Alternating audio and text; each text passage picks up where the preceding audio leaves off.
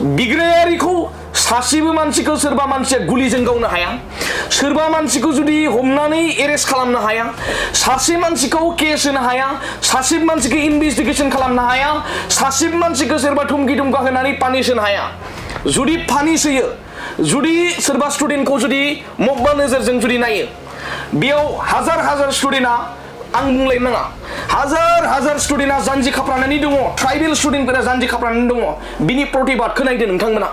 आरो 29 नभेम्बरनिया बिबेक आबेगजों सोरबा सासे सानैल' नङा हाजार स्टुडेन्टआ बेयाव लोब्बा दङ जिहेतु बिग्रायनायाव जों बिग्रायदों ओंखारदों बेयाव सोरखौबा दुसिनाय सोरखौबा बुंनाय बिदि खोथा नङा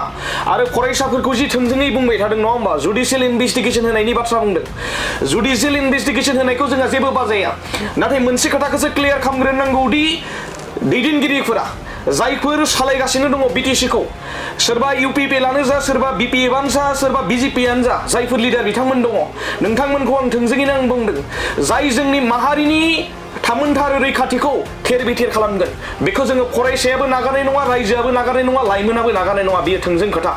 बिटिसि सेक्रेटारियेट बायदियाव जोंनि बिटिसिनि माखासे डिसिजनआ जायो बर'नि मोनसे जि बिटिसि हालामाव थानानै जि रायजो जाबाय थादों जि बर'नि जौगानायनि माखासे उन्नतिनि डिसिजनआ बेयावहाय जायो गुड डिसिजनआ बेयावहाय जायो वेलफेयार अफ द पिपलनि जि डिसिजनआ बेयाव जायो डेम'क्रेटिकेलि नाथाय बेफोरबायदि बिटिसिनि सेक्रेटारियेटनिफ्रायनो जुदि एनअसिखौ जुदि हरनो हायोब्ला बेयाव मा थाबावगोन साननो गोनां खोथाया बेसो बिराद गिदिर कुइसन बियो बर' हारिनि थाखाय गोबां बिराद गिदिर कुइसन मानो होननानै बुङोब्ला बिटिसि सेक्रेटारियेटनि बायदिनिफ्राय एनअसि हरनानै मोनद' हारिनो जुदि एसटि जुदि होयोब्ला बेयाव बुंनो गोनां जोंहा जेबो गैया बेयाव सोमावसारनो गोनांसो जोंहा गोबां दङ दा खोथाखौ आं बेखौनो आं बुंबाय थादों स' बियो 29 नभेम्बरनिया बिबेक आबेगजों जाबाय मोनसे बिग्रायनाया बेखौ सोरबा इउपिपिएल सोरबा एबसु आरो सोरबा साथाम जिहेतु जोंहा इउनिभार्सिटिनि रेजिस्ट्रार डिपुटि रेजिस्ट्रार आरो बेजोंनो लोगोसे क'क्राझार इउनिभार्सिटिनि रेजिस्ट्रारखौ नाम होबाय थादों आं थोंजोङैनो बुंबाय 100% आं बुंदों बिथांमोना जेबो जोंनियाव आखाइ गैया आरो बिथांमोननिफ्राय जोङो 1%बो जोङो एडभाइस लायाखै बिथांमोना जोंनि बिग्रायनायाव जरित गैया जोंनि बिग्रायनायखौ मा सोरबा सानदों नामा सासे सानैयाल' बे बिग्रायनायाव जरित दङ होननानै नायबाय था नोंसोरो नायबाय था हाजार लाख स्टुडेन्टआ एसटि होनाय लोगो लोगोनो माबायदि परिस्थिति मोनसे जागोन बेखौबो साननो गोनां बाथ्रा मानो होननानै बुङोब्ला जोङो खुनु प्रजेयाव कमप्रमाइज जों खालामा बे मावख'निफ्राय जोंनि जौगानाय आरो जोंनि डेभेलपमेन्टनि जायफोर डिसिजन बेखौसो लानो नांगौमोन नाथाय बिथांमोना जोंनि जाय मोनसे थामोनथा जाय मोनसे जोंनि रैखाथिनि सिनायथिखौसो बिथांमोना खोमानायनि डिसिजनखौ लादों दा बेनि थाखायनो आं थोंजोङै बुंदों जाय बिथांमोना जोंनि बै 29 नभेम्बरनि जाथायखौ लानानै गोबां ससियेल मिडियायाव बाथ्रा बुंदों बिथांमोना बेनिफ्राय गोजानाव थानो नांगौ आरो बिथांमोना हायोब्ला जोंखौ मददसो खालामनो नांगौ खुलुमबाय बड'लेण्ड बुब्लिनि नायगिरि साफ्रोमखौबो नैबे समाव बरायनो लाबाय जोङो बे समाव नोंथांमोनजों गुबुन आयदाखौ लानानै स्पेशेलि नोंथांमोना मिथिगौ जे बावैसो सान सिगाङाव एबा दानफोर सिगाङाव आसामाव मोनसे गिदिर जाथाय जानायखौ नोंथांमोना नुनो मोनदों जे मोनद' हारिनो एसटि होनायखौ लानानै जे मोनसे सोमावसारनाय एबा मोन 14टा आफादफोरा जाय बिथांमोना एबा ट्राइबेल बिथांमोना गोख्रों भाबै सोमावसारनायखौ नुनो मोनदों गुवाहाटीनिफ्राय लानानै क'क्राझार आरो गुबुन जायगाफोराव बे समाव सोमावसारनाय हाबाफारि लानायखौ नुनो मोनदों जे फरायसाफोरा गुबुन जायगायाव इउनिभार्सिटिनि कलेजफोरनि फरायसाफोरा गोख्रों भाबै सोमावसारदों जे मोनद' हारिनि एसटि होयोब्ला मा जानो थांगासिनो दं दा बैफोरखौ मोनदांनानै फरायसाफोरा गोख्रों भाबै सोमावसारनाय हाबाफारिखौ नोंथांमोना नुनो मोनबाय थादों दिनै जों नोंथांमोननो मोगा-मोगि आयदानि गेजेरजों जों गोबां बाथ्राखौ मिथिहोनो थाखाय नाजागोन आरो बिथांमोननि एबा फरायसाफोरनि जे बिथांमोना मा लुबैदों थारैनो जे मोनद' हारिनि एसटि होयोब्ला जे थाखानाय एसटिआ मा खहा जानो थांगासिनो दं आरो बेखौ बिथांमोना माबायदि मोनदांदों मोनथिनो थाखाय नाजागोन आंजों लोगोसे सानै ट्राइबेल फरायसा दङ बिथांमोननिफ्राय गोबां बाथ्राखौनो मिथिनो थाखाय नाजागोन 29 नभेम्बराव जानाय जाथाय एबा बिटिसि नेहाथारिखौ जे जानाय जाथाय बे जाथायखौ गमामायैनो मा जाहोननि थाखाय बे जानो मोनखो बेफोरनि आयदाफोरखौ बिथांमोननिफ्राय मोनथिनो थाखाय नाजागोन गिबियावनो नोंथां बरायना लाग्रोबाय खुलुमबाय सिनायथिखौ खुलुमबाय आंनि मुङा मुसिबुल बर' आङो सासे ट्राइबेल फरायसा बेजोंनो लोगोसे आं सासे बर' फरायसा आं दायो बड'लेण्ड इउनिभारसिटियाव आं फरायगासिनो दङ खुलुमबाय आंनि मुङा बिजिरगिरि नार्जारि आंबो सासे बड'लेण्ड मुलुगसोलोंसालिनि फरायसा दायो आंबो बड'लेण्ड मुलुगसोलोंसालियावनो फरायगासिनो दङ सानैजों फरायसा मोननो हादों बड'लेण्ड मुलुगसोलोंसालिनि फरायसाफोर मोनथिनो थाखाय नाजागोन जे मोनद' हारिनि एसटि गमामायैनो जुदि होमारोब्ला ट्राइबेलफोरा माबायदि खहा जानो थांगासिनो दं एबा खहा जागोन आरो जायखौ मोनदांनानै बे समाव फरायसाफोरा गुबुन गुबुन जायगाफोराव मुभमेन्ट खालामदों एबा सोमावसारनाय हाबाफारिखौ लादों ग्रुप अफ मिनिस्टारनि जे बाथ्राफोरखौ बड'लेण्ड बुब्लिनि गेजेरजोंनो जों सम सम नोंथांमोननि गेजेराव फोरमायबाय थादों दैदेनगिरिफोरखौ लाबोनानै जों बिथांमोननिफ्राय गोबां बाथ्राखौ नोंथांमोननो मिथिहोबाय दिनै जोङो सावरायनो थाखाय नाजागोन जे आथिखालनि लाइमोनफोरा बर' लाइमोनफोरा ट्राइबेल लाइमोनफोरा लुबैदों मा जे मोनद' हारिनि एसटि गमामायैनो होमारनाय जुदि जायोब्ला खहाया जोंहा बेसेबां जानो थांगासिनो दङ बे समाव मिथिनो थाखाय नाजागोन जिहेतु ग्रुप अफ मिनिस्टारा थांनाय समाव जे आसाम आयेन आफादाव बिथांमोननि रिपर्टखौ होबाय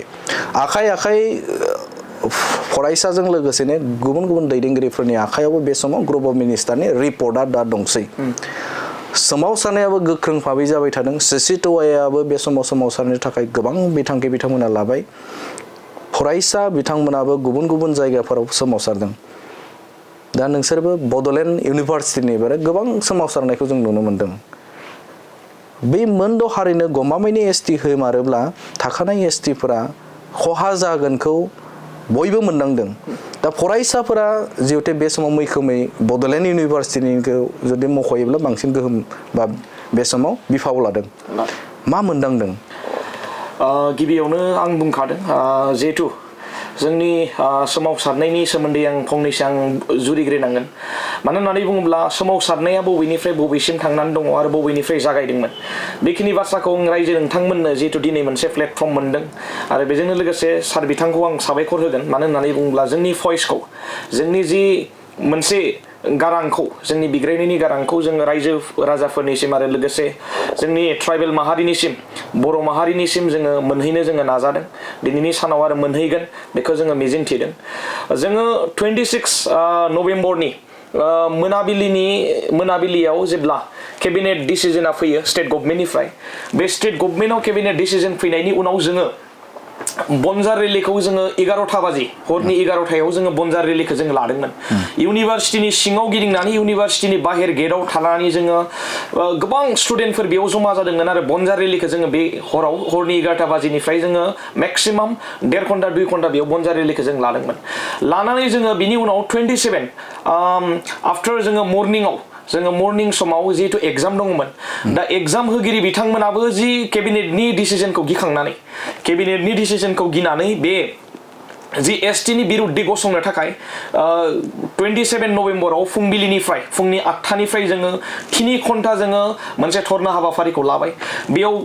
बड'लेण्ड इउनिभारसिटिनि एग्जामा केन्सेल जाबाय आरो बेजोंनो लोगोसे सासेबो बेयाव प्रफेसारफोरा हाबनो मोनाखै आरो रावबो इउनिभारसिटि सिङाव हाबासै आरो बेजोंनो लोगोसे गासैबो थानानै बे प्रतिबादखौ खालामदोंमोन खालामै फैबाय जोंहा मोनसे 29 नभेम्बरनि बाथ्राखौ आं दा उनावहाय बुंगोन जिहेतु 29 नभेम्बराव मोनसे पिसफुल प्रटेस्ट रेलि लानाय जादोंमोन आरो मानि थाखाय बेबायदि जाहैदों बेखिनि बुस्थुखौ नोंथांमोननो आं फोरमायगोन गोसो गोरबोनिफ्राय आरो आं गिबियावनो आं बुंबाय बे एसटिखौ गमामायैनो जुदि मोनद' हारिनो जुदि एसटि जुदि होयोब्ला बेयाव फरायसाफोरा गिखांनाय फैदों नट अनलि फरायसा जोंनि ट्राइबेल माहारियानो बेयाव गिखांनाय फैदों आरो बेजोंनो लोगोसे जोंहा सिसिट'आइआ अलरेडि बिग्रायबाय थादों नङा होमबा दा बे लेखायै बड'लेण्ड इउनिभारसिटियावबो स्टुडेन्टफोरा मोनसे जागृत जानानै मोनसे बिग्रायनायखौ लानो थाखाय 26 नभेम्बरनिफ्राय जों स्टार्ट खालामनानै दिनैसिम जोङो फैबाय आरो मोनसे बाथ्राखौ जोङो बुंबाय थादों दि मोनद' हारिनो जुदि एसटि होयोब्ला 100% जोंहा खहा दङ मानो होननानै बुङो रिजार्भेशननि बेलायाव नायोब्ला माखासे जुदि हारिफोरखौ जुदि एसटिपि जुदि बनायोब्ला दा एसटिपि जुदि बनायोब्लाबो जेनेबा जोंनि बेलायाव जोङो इफेक्टखौ जोङो नुदों दा बिनिखायनो फरायसाफोरा दिनैनि सानखौ सानालासिनो गाबोननि आरो फैबाय थानाय जि जेनेरेसनखौ साननानैनो दिनै फरायसाफोरा बिग्रायनो थाखाय ओंखारदों आरो बे बिग्रायनायानो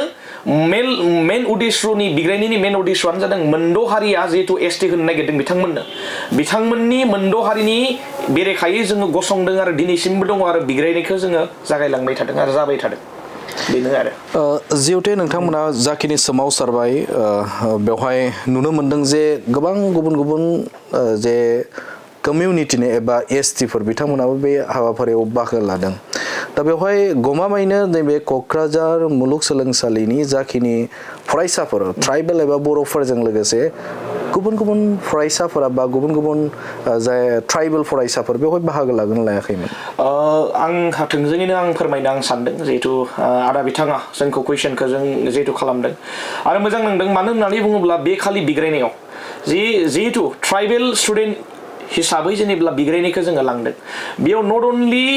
इनक्लुसिभ बर'नि जायफोर अर्गानाइजेसनफोर दङ बिथांमोनखौबो जोङो गासैखौबो जों वेलकाम खालामदों ना बेयाव बिपिएफ दङ ना इउपिपिएल दङ ना बिजेपि दङ बिथांमोनाबो इभेन जुदि बिग्रायनोब्ला बिथांमोननि फिसा फिसौआनो जा बिथांमोनाबो जा बिथांमोनखौबो जोङो वेलकाम खालामनानै बे बिग्रायनाय हाबाफारिखौ जों लादों मानो होननानै बुङोबा ट्राइबेल स्टुडेन्ट हिसाबै जों बिग्रायनायखौ लादों आरो दिनैसिमबो दङ ट्राइबेल स्टुडेन्ट हिसाबैनो दा बे बुस्थुआव जोङो थोंजोङैनो बुंबाय थादों बे दिनखालि जोंनि जि बिग्रायनायखौ जिहेतु जागायदों बे इउनिभार्सिटियाव बिग्रायनायाव जोंहा स्पेसियेलि जेनेब्ला हमनानै ला इउनिभार्सिटियाव मोनसे कमिटि थायो हमनानै ला राभा कमिटि थायो इउनिट आबसु कमिटि थायो ट्राइबेलफोरनि नङा होमबा स्पेसियेलि जोंहा बिएसइउबो दङ नङा होमबा बेवहाय जोंहा इउनिभार्सिटियाव जेनेब्ला हमनानै ला स' माखासे कमिउनिटिजों लोगो नांनानै जोंनि बे जेनेबा बिग्रायनायखौ जोङो इउनिभार्सिटिनिफ्राय जों जागायदों आरो जोंनि मेन उद्देश्यआ बिग्रायनाया बेनो बेयाव खुनु पलिटिकेल जोंहा पारपस गैया सोरनिबाफ्राय जोङो थाइसे फैसा जों हेफाजाब लायाखै आरो सोरनिबाफ्राय जोङो दि माबा मोनसे षड़यन्त्र खालामनानै जोंनि बिग्रायनाया जादों बेखौबो जों स्टार्ट खालामाखै जिहेतु जों मुलुगसोलोंसालिनि सासे स्टुडेन्ट इउनिभार्सिटिनि जोङो सासे स्टुडेन्ट जोङो माखासे बुस्थुखौ जों स्टाडि खालामदों आरो स्टाडि खालामनानैनो जों मोनदों दि जि बेयाव माबा मोनसे नङा माबा मोनसे रहस्य दङ आरो ग्रुप अफ मिनिस्ट्रिनि जि दानानै होनाय जि मोनसे जि जोंनि गेजेराव केबिनेट डिसिजना मोनसे फैबाय बेयो टटेलि मानो होननानै बुङोबा गिख्रंथाव मानो होननानै बुङोबा जों सानदों दि ट्राइबेल माहारि आरो बेजोंनो लोगोसे जोंहा जिहेतु सिक्स सिडुलनिफ्राय जोंहा बिटिसिखौ जों मोननो हादोंमोन नङा होमबा बेयाव जोङो बर'आ बिग्रायै जोंहा गोबां मुंख्लंफोर जाबाय मुंख्लंफोर जानायनि उनाव बर' हारिया बिएसि बिटिसि आरो बिटिआर मोनसे एकर्ड खालामनानै नैबे मोनसे स्टेजाव फैबाय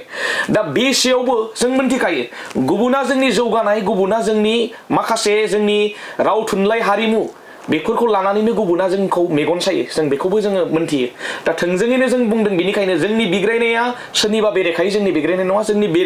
जोंनि बिग्रायनाया मोनद' हारिनि एसटिनि होनायनि जि बेरेखायै बिग्रायनाय आरो बेयाव माखासे राभानि स्टुडेन्ट आरो जोंनि जि बर' स्टुडेन्ट आरो बेजोंनो लोगोसे मिसिं स्टुडेन्ट बिथांमोनाबो फैनानै बिग्रायनायखौ बाहागो लादों आरो बिग्रायनाया जाबाय थादों आरो फंबायनिफ्राय मिन्थिगोन जे समाजारि बिजोङाव मोनसे बाथ्राखौ लिरबाय थादों बा लिरनायखौ नुनो मोनदों जे 6टा जनगोष्ठी एसटि मोनखाया होननानै बिथांमोना आगु एनालाइज खालामदों सोमावसारनानै लाब गैया होननानै बाथ्रा बुंदों दा बे बिथिङाव बिथांमोननि बुंनाय बायदि एसटिआ गमामायैनो जामारनाय नङा नामा नोंथांमोननि सोमावसारनाया ओरैनो बेकार नामा नंगौ थारैनो आदाया जाय सोंलुखौ सोंदों बियो थारैनो मिथिथावना जे माखासे जोंनि राजखान्थि दैदेनगिरि बिथांमोना जोंनि बिग्रायनायखौ मोनसे गुरुत्व लायालासिनो बिथांमोना गावसोरनि राजखान्थियारि लाबालाबनि थाखाय जोंनि बिग्रायनायखौ नेग्लेक्ट खालामनायखौ जों नुनो मोनदों बिथांमोना बुंदोंखि जे बिथांमोना जेसां माबायोब्लाबो एसटिआ जाया जोङो एनअसिखौ हरनांगौ हरदों बाट बियो जानाय नङा होननायखौ जोङो समाजारि बिजोङाव नुनो मोनदों बाट बे खोथाया टटेलि नंखाय खारन जोङो राजखान्थियारि बिथिंजों नायोब्ला मोनफ्रोमबो जाथावै खामानिफोरा माब्लाबा समाव जानानै थाङो दा बेनि थाखायनो आं खावलायनो लुगैयो जोंनि जायफोर ट्राइबेल सुबुंफोर बिथांमोनखौ जे सोरबा राजखान्थियारि लिडारनि खुगानि बाथ्रायाव गोजावालासिनो गावबा गाव मावनो गोनां खामानिखौ साननानै जे गावनि थामोनथा रैखाथिखौ साननानै जे जों बयबो ट्राइबेल सुबुं हिसाबै ओंखारबोनांगौ बिथांमोना जायखिनि बाथ्राखौ समाजारि बिजोङाव जे जोङो एनअसिखौ हरोब्लाबो बेयो माब्लाबाबो जाफुङा जानाय नङा होननाय बे बाथ्राफोरा गावसोरनि राजखान्थियारि मुलाम्फा होननानै जों सानो एज ए ट्राइबेल स्टुडेन्ट हिसाबै दा बेनि थाखायनो जोङो साफ्रोमबो जोंनि नट अनलि बर' साफ्रोमबो जोंनि ट्राइबेल जायफोर रायजो राजा बिथांमोन जायफोर जोंनि नट अनलि बिटिसि जिखिनि आसामाव रायजो जानानै दं ट्राइबेल सुबुंफोर बिथांमोनखौ जाहाथे जों जोंनि थामोनथा आरो रैखाथिखौ एसटिनि जाय मोनसे रैखाथि बेखौ जों जाय मोनसे आन्दलन खालामनाय बेयाव ज'है आन्दलन खालामफानानै रैखाथि होनायाव बाहागो लानो थाखाय खावलायहरबाय बबे मोनसे बिथिङा फरायसाफोरखौ बा नोंसोरखौ बे समाव बाध्य खालामनाय बे समाव सोमावसारनो थाखाय बबे मोनसे बिथिङा बे समाव नोंसोरखौ जे इयुनखौ जे खैफोद गोनां मोनसे नुहुरदों जायनि थाखायनो सोमावसारनो गोनां जादों जों बयबो मिथिगौ जे एसटि होनोब्ला जोंहा माखासे जायफोर एसे गोग्लैसोनानै थानाय हारि जायफोरा राजखान्थियारि रांखान्थियारि बिथिङाव बा समाजारि बिथिङाव एसे जौगायै हारि दा बैफोरबायदि हारिखौसो जोङो स्पेसियेलि एसटि मर्यादाखौ होनानै दोननाय जायो दा बे बिथिङाव जुदि नायोब्ला एसटि हिसाबै जोंहा जिहेतु गोग्लैसोनानै थानाय एसे हारि दा बे हिसाबै माखासे रिजार्भेसनफोरा जोंनि गेजेराव थायो दा सोलोंथाइ बिथिङावनो होन बा राजखान्थि बिथिङावनो होन बा बायदिसिना सरकारि जायफोरनिखि स्कलारशिप थायो स्टुडेन्टफोरनि गेजेराव बैफोरबायदि बिथिङावबो माखासे एसटि फरायसा हिसाबै एसे स्पेसियेलखौ जों मोनो जिहेतु जोंनि रांखान्थियारि बिथिङा गोग्लैसोनानै थानाय बेनि थाखाय जोंखौ भारत सरकार बा आसाम सरकाराबो जायफोर फरायसाफोरा एसे मोजाङै फरायलांनो हाथों होननानै बे स्कलारशिपनि मर्यादाखौ होनाय जायो दा जुदि गमामायैनो मोनद' हारियाबो एसटिखौ मोनोब्ला जों जायफोर थाखानाय गोग्लैसोनानै थाखानाय एसटि सुबुंफोर बैफोरबायदि बिथिङाव मोननायनिफ्राय बन्सित जानानै थानांगोन एबा गोजान जानानै थानांगोन जोंहा साख्रि बाख्रि बिथिङावनो होन जोंहा भारत सरकारनि जुदि साख्रि ओंखारो एसटि मिन्स एसटि बेयाव खुनु ST plain ST hills ST भेलि होननानै थानाय जाया जोङो इउपिएससिआ मोनसे आनजाद कन्डाक्ट खालामो जायखौनोखि जोङो उथ्रिसार जानो हायोब्ला आइपिएस आइएएस बेफोरबायदि हायार रेंकनि अफिसारखौ जोङो जाहैनो हायो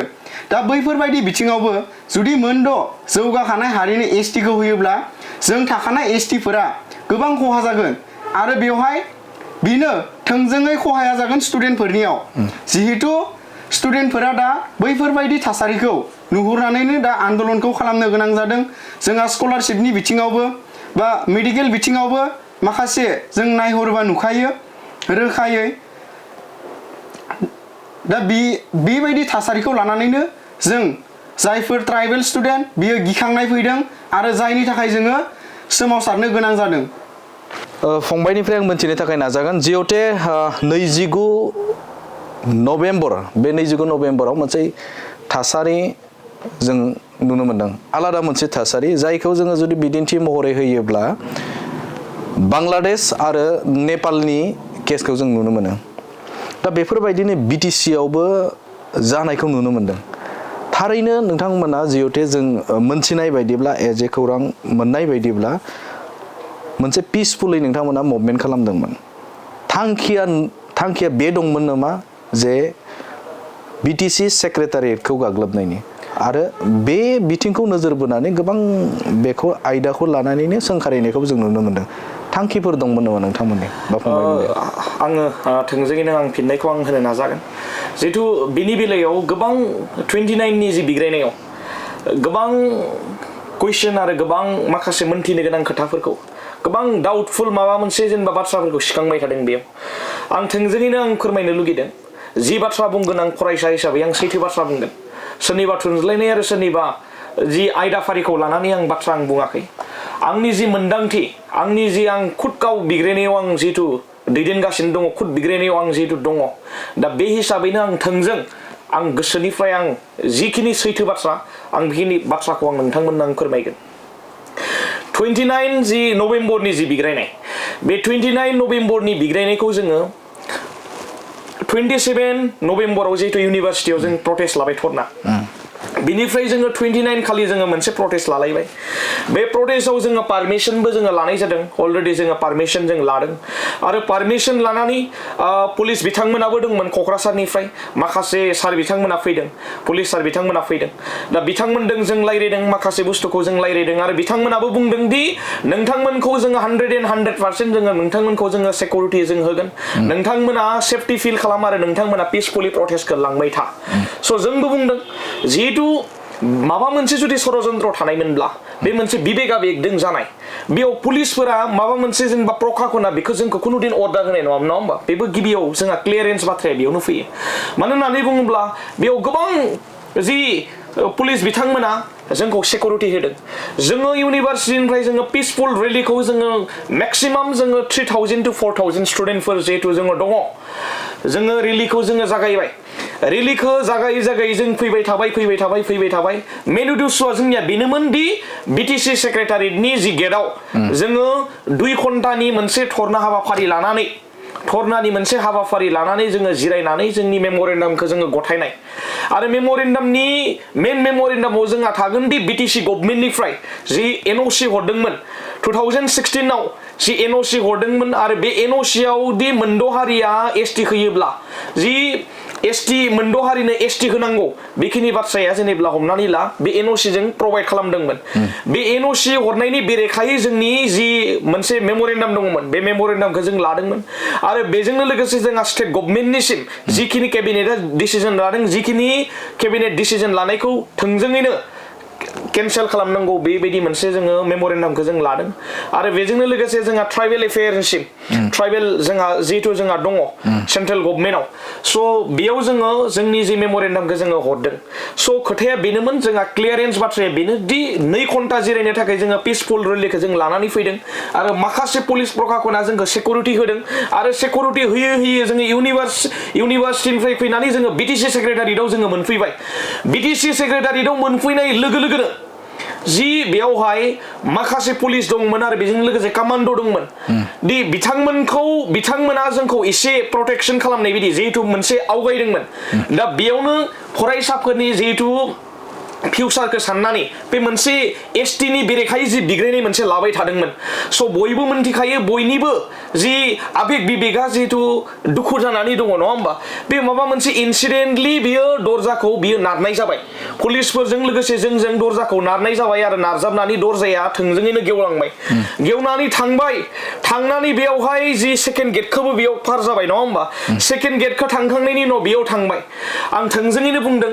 बेबायदि माबा मोनसे बुख्रुबुसि खालामनाय माबा माबि खालामनायनि जोंहा जेबो इन्टेनसन गैया आरो जोंनि बेयाव एजेन्डायावनो गैया मानो होननानै बुंबा जोंबो फरायसा हिसाबै जों मोनथियो नङा होमबा माखौ मावनांगौ माखौ मावनाङा जों बेखौ बुजियो दा बिनि थाखायनो जोङो बिग्रायदों हारिखौ साननानैनो बिग्रायदों हारिनि थामोनथा रैखाथिखौ साननानैनो बिग्रायदों आरो 29 नभेम्बरनिया बिबेक आबेगजों सोरबा सासे सानैल' नङा हाजार स्टुडेन्टआ बेयाव लोब्बा दङ जिहेतु बिग्रायनायाव जों बिग्रायदों ओंखारदों बेयाव सोरखौबा दुसिनाय सोरखौबा बुंनाय बिदि खोथा नङा आरो फरायसाफोरखौ जि थोंजोङै बुंबाय थादों नङा होमबा जुडिसियेल इनभेस्टिगेसन होनायनि बाथ्रा बुंदों जुडिसियेल इनभेस्टिगेसन होनायखौ जोंहा जेबो बाजाया नाथाय मोनसे खोथाखौसो क्लियार खालामग्रोनांगौ दि दैदेनगिरिफोरा जायफोर सालायगासिनो दङ बिटिसिखौ सोरबा इउपिपिएलआनो जा सोरबा बिपिएफआनो जा सोरबा बिजेपिआनो जा जायफोर लिडार बिथांमोन दङ नोंथांमोनखौ आं थोंजोङैनो आं बुंदों जाय जोंनि माहारिनि थामोनथा रैखाथिखौ थेर बिथेर खालामगोन बेखौ जोङो फरायसायाबो नागारनाय नङा रायजोआबो नागारनाय नङा लाइमोनाबो नागारनाय नङा बियो थोंजों खोथा बियो मानो होननानै बुङोब्ला दिनै बिटिसि सेक्रेटारियेटनि बाथ्रा बुंगासिनो दङ दिनै बिटिसि सेक्रेटारियेट बायदियाव थानानै जुदि मोनद' हारिनो जुदि एसटि होनायाव जेबो जुदि अजद गैयाब्ला बेयाव साननो गोनां बाथ्रा मा थाबावगोन बेसो बिराद गिदिर कुइसन जोंनि स्टुडेन्टनिफ्राय मानो होननानै बुङोब्ला बर' हारिया एसेबां मुंख्लं जाबाय 5000 मुंख्लं जाबाय जायफोर जोहोलावफोर दङमोन जायफोर बिग्रायारिफोर दङमोन गुबुन हारिया बेयाव फैदों नामा गुबुन हारिया जोंनि बिग्रायनायाव दङ नामा गुबुन हारिया जोंनियाव मा बलिदान होदों नामा बिथांमोना बिग्रायनानै जोङो मोनथियो जोंनि हिस्ट्रिखौ डिभाइड आसाम 50-50 निफ्राय माबायदि बिग्रायै हाग्रायाव थांबाय जोंहा बिग्रायारि बिथांमोना डेम'क्रेटिकेलि सोमावसारबाय आरो सोमावसारनानै फैयै बिएससि मोनबाय बिटिसि मोनबाय बिटिआर मोनबाय बिनि उनाव जुदि मोनद' हारिनो जुदि एसटिखौ जोंनि बिटिसिआव जोंनि हालामाव जुदि जाबसिनना होयोब्ला बेखौ जोङो कुनु कमप्रमाइसआव जोङो थानाय नङा बेसो खोथाया जोंनिया आरो थोंजोङै जोङो बिटिसि सेक्रेटारिनि जि बाथ्राखौ बुंबाय थादों बिटिसि सेक्रेटारि बायदियाव जोंनि बिटिसिनि माखासे डिसिजना जायो बर'नि मोनसे जि बिटिसि हालामाव थानानै जि रायजो जाबाय थादों जि बर'नि जौगानायनि माखासे उन्नतिनि डिसिजना बेयावहाय जायो गुड डिसिजना बेयावहाय जायो वेलफेयार अफ द पिपलनि जि डिसिजना बेयाव जायो डेम'क्रेटिकेलि नाथाय बेफोरबायदि बिटिसिनि सेक्रेटारिनिफ्रायनो जुदि एनअसिखौ जुदि हरनो हायोब्ला बेयाव मा थाबावगोन साननो गोनां खोथाया बेसो बिराद गिदिर कुइसन बियो बर' हारिनि थाखाय गोबां बिराद गिदिर कुइसन मानो होननानै बुङोब्ला बिटिसि सेक्रेटारिनि बायदिनिफ्राय एनअसि हरनानै मोनद' हारिनो जुदि एसटि जुदि होयोब्ला बेयाव बुंनो गोनां जोंहा जेबो गैया बेयाव सोमावसारनो गोनांसो जोंहा गोबां दङ दा खोथाखौ आं बेखौनो आं बुंबाय थादों स' बियो 29 नभेम्बरनिया बिबेक आबेगजों जाबाय मोनसे बिग्रायनाया बेखौ सोरबा इउपिपिएल सोरबा एबसु आरो सोरबा साथाम जिहेतु जोंहा इउनिभार्सिटिनि रेजिस्ट्रार डिपुटि रेजिस्ट्रार आरो बेजोंनो लोगोसे क'क्राझार इउनिभार्सिटिनि रेजिस्ट्रारखौ नाम होबाय थादों आं थोंजोङैनो बुंबाय 100% आं बुंदों बिथांमोना जेबो जोंनियाव आखाइ गैया आरो बिथांमोननिफ्राय जोङो 1%बो जोङो एडभाइस लायाखै बिथांमोना जोंनि बिग्रायनायाव जरित गैया जोंनि बिग्रायनायखौ मा सोरबा सानदों नामा सासे सानैयाल' बे बिग्रायनायाव जरित दोङो होननानै नायबाय था नोंसोरो नायबाय था हाजार हाजार लाख लाख स्टुडेन्टआ एसटि होनाय लोगो लोगोनो माबायदि परिस्थिति मोनसे जागोन बेखौबो साननो गोनां बाथ्रा मानो होननानै बुङोब्ला जोङो खुनु प्रजेयाव कमप्रमाइज जों खालामा मोनसे बाथ्राखौ गोसोआव लाखा जोंहा रायजो दंमोन जोंहा राजा दंमोन बेखिनि बाथ्राखौ गोदो जोङो जारिमिनखौ जोङो फरायनानै मोनो फैयै फैयै जोंहा मोनसे नै हालामसिम सौफैबाय आरो मोनसे स्टेज जाय स्टेजाव जोङो बर' होननानै गोग्गानानै जोङो आर'नाइ फालि गाननानै जोङो गावखौ जोङो बर' हिसाबै जोङो सिनायथि होनो हायो आरो बे सिनायथि होनायाव जोंहा राव दङ हारिमु दङ जोंहा थुनलाइ दङ आरो जोंहा बर' हिसाबै आं बर' होनना लानो जों बयबो बर' होनना लानो जोंहा आइडेन्टिटि दङ आरो बेखौ आरो बेबायदि आइडेन्टिटिखौ जुदि सोरबा थुनज्लायनानै जुदि थेर बेथेर जुदि खालामनो नागिरोबा बेखौ जों खुनु कमप्रमाइसआव गैया बेखिनि बाथ्राखौनो जों बुंबाय थादों आरो मोनसे बाथ्राखौ जों बुंबाय थादों दि जोंनि जौगानायखौ नुनानै गुबुन हारिया मेगन सागासिनो दङ आरो जोंनि बिग्रायनायाथ' दिनैनि बिग्रायनाय नङाना दिनै समाव जुदि मोनथाम एकर्ड जानायनि उनावबो जुदि फरायसाफोरा जुदि राजा लामायाव फैनो गोनां जायोबा बिग्रायनो गोनां जायोब्ला बर' हारिनि थाखाय दुखुसिन बाथ्रा मा थाबावगोन बेखौबोथ' साननो गोनां बाथ्रा ना इयुन जोलैखौ साननो गोनां बाथ्रा फिउचारखौ साननो गोनां बाथ्रा दिनैसिमबो जायफोर मानसिया सानाखै राजनितिकनि लाबालाबदों बाथ्राखौ बुंबाय थादों बिथांमोनखौ आं थोंजोङैनो बुंदों नोंथांमोनाबो साननांगोन आरो नोंथांमोनाबो साफा साफा बर' सुबुं आरो ट्राइबेल सुबुं नोंथांमोननिबो दायथ' दङ नोंथांमोना सानदों नामा राजनितिकआव थानानै जोङो माखासे जोङो धोन सम्पति आरजिना लागोन जोङो माखासे जोङो जानो हानाय जोंनि फिसा फिसौनि थाखाय आरजिना लागोन बे नङा मोनसे डिसिजना सासे मानसिनि डिसिजनजों जुदि जोंनि हारि माहारिया जुदि खहा जायोबा बेखौ रायजोआ बोरै नागारनो फरायसाया बोरै नागारनो जोंथ' जाम्बा जाम्बि नङाना जोंहाथ' साननो हानाय मेलेम दङ गियान दङ जोंहा फिउचारखौ प्रेडिक्सन खालामनो हानाय मोनसे जोंहा गोसो दङ मेलेम दङ स' बेखिनि बाथ्राखौनो जों बुंगासिनो दङ आरो मोनसे बाथ्राखौ आं बुंदों दाखालि बयहाय मोनसे बाथ्राखौ बुंदों रायजोआ जुदि सोरनिबा फाव फान्दायनायाव सोरनिबा आदर्श गैयि बात जि माबा मोनसे थुनज्लायनायाव जुदि रायजोआ जुदि गोमालाङोबा रायजोआ जुदि जोबलाङोबा बिनि उनाव आरो माबा मोनसे बेसाद मुवा बेसादा जुदि गोमानो आरो जोबलांनो जिहेतु सम नाङा बिनि उनावसो जुदि रायजोफोरा जुदि सिरि मोनोब्ला बिनि उनावसो सोरबा दुखु मोननानै जुदि मेगननि मोदै जुदि होयोब्ला जाखांनाय थांखांनायनि उनाव बेयाव आंहा बुंनो गोनां जेबो थानाय नङा बेखिनि बाथ्राखौसो जों बुंदों आरो बेखौ जोङो जिहेतु एसटि जायैनि सिगाङावनो एसटिखौ होनायनि उनाव बिग्रायनानै जोंहा मा लाब थाबावनो नङा होमबा बिनिखायनो बुंदों एसटि जायैनि सिगां जेसेबां हायो जोङो बिग्रायनायखौ जों कन्टिनिउ खालामगोन 100% जों अपोज खालामगोन जों गिनायाव गैया आरो बेयो कन्टिनिउसलि बेयो स्टप जानांगोन बे एसटिनि जि डिमान्ड दङ बिथांमोना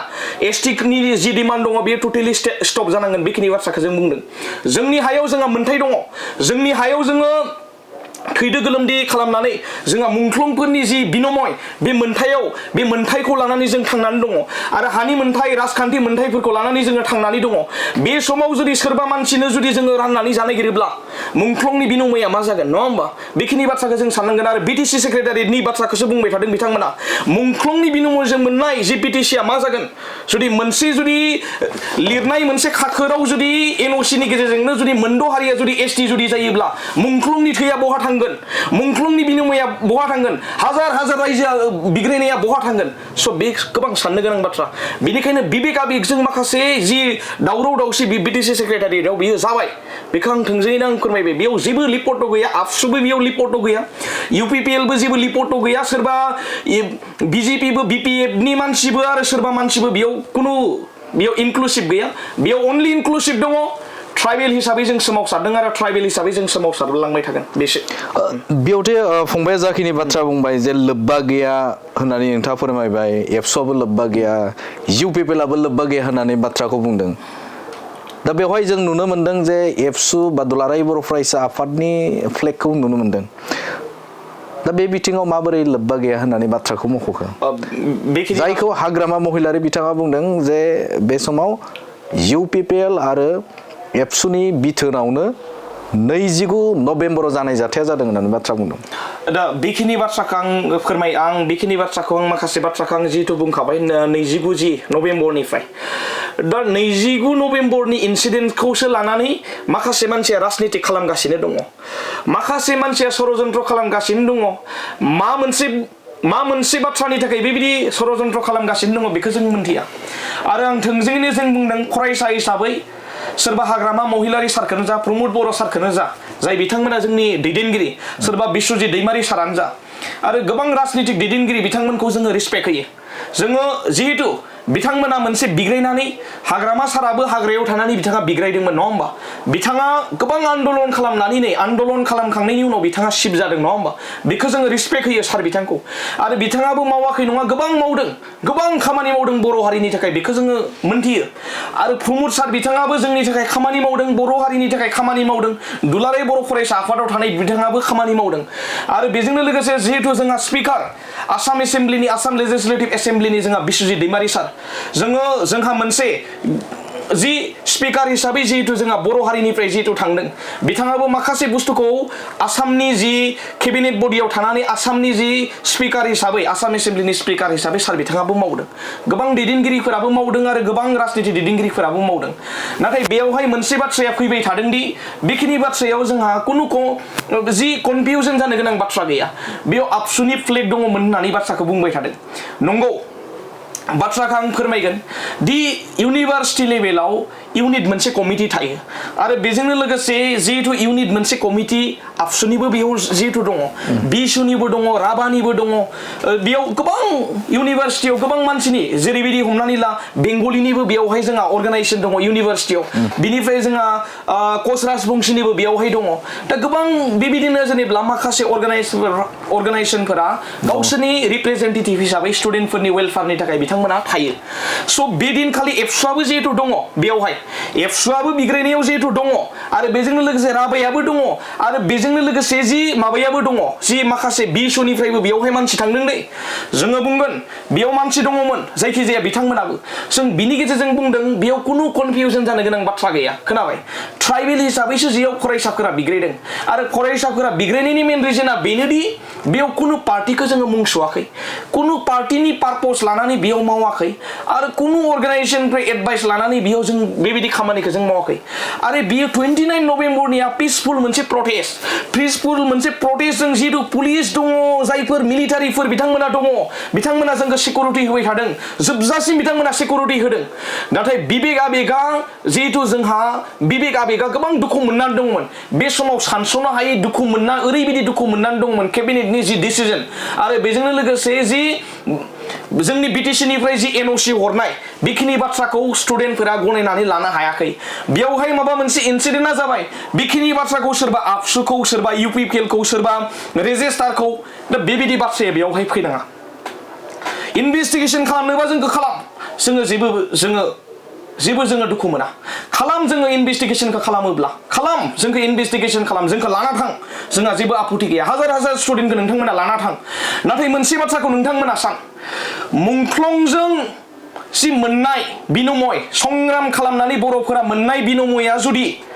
दिनै जुदि सोरनिबा मानसिनि थाखाय जुदि थेर बेथेर जुदि जायोब्ला इन फिउचाराव नङा होमबा गुबुन हारिनो राजनितिक मोन्थाय गुबुन हारिनो हानि मोन्थाय जुदि बेबायदि जुदि मोन्थाय लानानै बिथांमोन बायदिया बिटिसिखौ जुदि सानसे समाव जुदि सलायफैयोब्ला बिथांमोना राजत्व जुदि खालामफैयोब्ला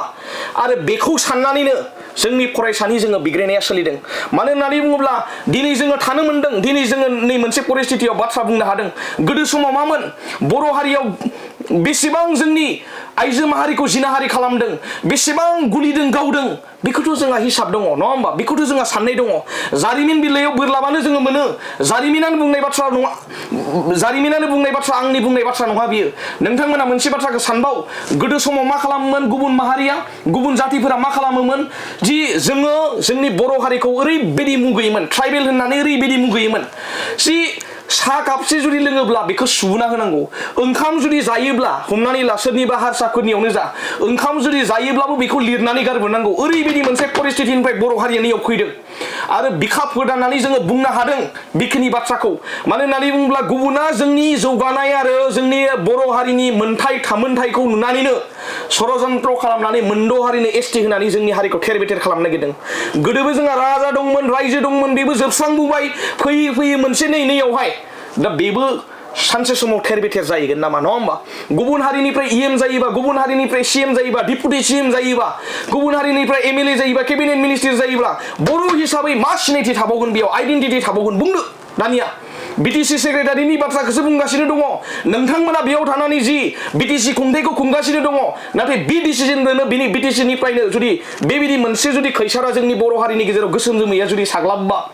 बेयाव कम्प्रमाइज गैया बर' हारिया कम्प्रमाइज गैया लाइमोना कम्प्रमाइज गैया ट्राइबेल माहारिया जोङो कम्प्रमाइज गैया फरायसा हिसाबै जों जुजिलांगोन आरो मोनसे बाथ्राखौ आं मख'बावगोन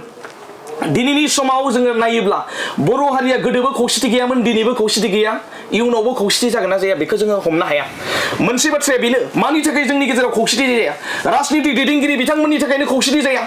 बिथांमोना गोबां धोन सम्पति बिथांमोना आरजिनानै लाबाय बिथांमोननि धोन सम्पतिखौ जाख'नो हाला नाथाय जोंनि रायजो नोंथांमोना मोनथिनांगोन खोनाबाय मोनसे बाथ्राखौ मोनथिनांगोन जे मोनद' हारिनो जुदि एसटि होयोब्ला सोरबा बिदा फंबाय सोरबा न'खरनि बाय बाहागि हमनानै ला सोरबा जिहेतु दङ नङा होमबा जोंबो सासे फरायसा हिसाबै एसटिनि माबा मोनसे केटेगरियावनो जोङो जब मोनो बबेबा मोनसे जोङो एडमिसन मोनो स्कलारशिप मोनो बेयाव जोङो स्पेसियेल जोङो इन्जय खालामनो हायो नङा होमबा बे इन्जय खालामनो हानायखौ गुबुन हारिफोरा मानो मेगन सादों नङा होमबा गुबुन हारिफोरा मानो बेबायदि जादों जोंनि जौगानाय आरो देरनायखौ मानो नायनो बादों बिथांमोना सब एसटियाव मा दङ आरो बिथांमोना दि दाबिबाय थादों बिथांमोना दि बुंदों नङा होमबा जुदि बिथांमोनखौ जुदि इमान डेभेलप जानायखौ लुगैदोंब्ला बिथांमोना जिबायदि दङ बिथांमोननो स्पेसियेल मोनसे इन्जय खालामनो थाखाय बिथांमोननो राइट हो एसटिखौ होआलासिनो बेखौथ' होनो हायोना बेयाव माखासे षड़यन्त्र दङ आरो राजनितिक दैदेनगिरि नोंथांमोन बर' हारिया दिनैसिमबो खौसेथि गैया नोंथांमोननि थाखायनो खौसेथि गैया नाथाय नोंथांमोना खौसे जायोबानो बर' हारिया खौसे दिनै जोंनि गेजेराव सोरबा इउपिपिएल सोरबा बिपिएफ सोरबा बिजेपि बेबायदिनो मोनसा मोनसि इलेक्शन समाव नाय दिनैनि परिस्थितियावबो नाय दिनै फंसे बाथ्रा बुंगोन आं थार बाथ्राखौ बुंगोन आंखौ सोरबा बिपिएफनि मानसि सोरबा इउपिपिएलनि मानसि सोरबा बिजेपिनि मानसि आंखौ बुंगोन बाथ्रा बुंगोन स' बेफोरबायदि मोनसे थासारिया जोंनि गेजेराव फैनाङा सैथोखौ जोङो फोरमायनांगौ आरो सैथो बाथ्राखौ बुंनांगौ राजनितिकाथ' दिनै दं गाबोन गैया सोरबा दिनै फैदों सोरबा दिनै थांगोन नङा होमबा राजनितिकखौ साइडआव दोनथ'नानै हारिनि थाखाय फंसे बाथ्रा बुंनो हाया नामा फंसे बाथ्रा नोंथांमोना साननो हाया नामा हारिखौ अलखदाव जुदि लाङोब्ला नोंथांमोना भट बेंकनि थाखाय जुदि हारिखौ जुदि माबा मोनसे जुदि अलखदाव लाङोब्ला कम्प्रमाइज गैया बेयाव जातिया कम्प्रमाइज गैया रायजो राजाफोर नोंथांमोन मोजाङै खोनासंनानै ला कम्प्रमाइज कुनु दिन जानाङा आरो जोंबो फरायसा हिसाबै जों कम्प्रमाइजआव गैया जोङो बिग्रायगोन आरो बिथांमोननि बेरेखाबो जों गसंनो थाखाय जोङो बायद'था जागोन बेनो आरो बाथ्राया फंबायनिफ्राय मिथिगोन जिहेते बेवहाय सोमावसारनायखौनो लानानै 29 नभेम्बराव सोमावसारनायखौनो लानानैनो गोबां बर'नि आफादफोरा सोंखारिदों बिदि खालामनाङामोन दा बिदि मावनाङामोन जोबोद गोरोन्थि जादों बे बर'नि गोलाव समजों आन्दलन खालामनानै मोननाय बा बर'नि थैजों मोननायसो मोनसे बिटिसि आरो बेखौ बेफोरबायदि फरायसाफोरा गाग्लोबनाया मोजां जायाखै थिग जायाखै होननानै बाथ्राखौ बुंथिदों बेराफारसेथिं खौरां मेलनि गेजेरजों गोबां दैदेनगिरिफोर आफादफोरा बाथ्रा बुंदों दा बे बेलायाव मा बुंगोन बाथ्राया थारैनो सैथो कि जोङो जोंनि जायफोर आन्दलन खालामनानै मोननाय बा गोबां मुंख्लंफोरनि थैजों दाजानाय जाय मोनसे बिटिसिनि गाहाय मावख' बेखौ गाग्लोबनाया थारैनो मोजां जायाखै आरो जोंबो बेखौ गाग्लोबनो होननानै बै सानाव 29 नभेम्बराव रेलिखौ लानाय जायाखैमोन खारन जोङो मोनसे पिसफुल रेलिसो बै सानाव लादोंमोन जिहेतु रेलिया जादोंमोन बड'लेण्ड मुलुगसोलोंसालिनिफ्राय बिटिसिनि गाहाय मावख'सिम दा बेवहाय फैयै फैयै जोंहा माखासे फरायसाफोरा गावसोरनि फिउचारखौ सानबोबाय जे लामायावनो गावसोर ओरैबायदि जादों कि इउनिभारसिटिनि गेटआव गोबां खम फरायसामोन रेलियाव बाट जों जेब्ला रेलिखौ फैयो सेक्रेटारियेटसिम गोबां बर' बा एसटि फरायसा बिथांमोना लामा लामा जोंनि रेलिखौ नेना थादों गावसोरनि हारियारि जायफोर ट्रेडिशनेल ड्रेस बे ड्रेसखौ गाननानै गोबां फरायसाफोरा जोंनि रेलिखौ नेना थादों आरो जोंजों ज' जादों आरो जोंजों ज'यै रेलियाव फैदों आरो थिग बिदिनो मोनसे जिहेतु 3,000निफ्राय 4,000 स्टुडेन्टआ बेवहाय गेदारिं जादों दा बेवहाय माखासे स्टुडेन्टफोरा गावसोरनि फिउचारखौ सानदों आरो इमोसन जादों कि फिउचाराव गुबुन हारिनो एसटिखौ होमारोब्ला जों मा जागोन आरो जोंनि फरायनाया मा लाब जाहैगोन नङा होमबा दा बे बाथ्राखौ साननानैनो बै सानाव सेक्रेटारियेटखौ गाग्लोबनाय इनसिडेन्टआ जादों दा बेवहाय माखासे आफादफोरा बुंदों कि बियो मोजां जायाखै किन्तु मोनसे खोथाखौ दहायबो बुबुल बर' बिथाङा बुंलांखाबाय कि जाय डिसिसनखौ सेक्रेटारियेट बायदियाव लानानै मोनसे जातिनि बा बिटिसिनि जौगानायनि थाखाय मोनसे डिसिसनखौ लानाय जायो बेबायदियावनो जिरायनानै जोंनि दैदेनगिरि बिथांमोना जुदि जोंनि बिटिसिनि जोबस्रांनाय बा जोंनि ट्राइबेल सुबुंनि जोबस्रांनाय डिसिसनखौ लायोब्ला बेवहायथ' जों सानो एखनब्ला कि बेखौ बुख्रुम बुसि खालामनायाबो जोंनि थाखाय जेबो खहा जायाखै खारन बे मावख'निफ्राय जोंनि जौगानाय आरो जोंनि डेभेलपमेन्टनि जायफोर डिसिसन बेखौसो लानो नांगौमोन नाथाय बिथांमोना जोंनि जाय मोनसे थामोनथा जाय मोनसे जोंनि रैखाथिनि सिनायथिखौसो बिथांमोना खोमानायनि डिसिसनखौ लादों दा बेनि थाखायनो आं थोंजोङै बुंदों जाय बिथांमोना जोंनि बै 29 नभेम्बरनि जाथायखौ लानानै गोबां ससियेल मिडियायाव बाथ्रा बुंदों बिथांमोना बेनिफ्राय गोजानाव थानो नांगौ आरो बिथांमोना हायोब्ला जोंखौ मददसो खालामनो नांगौ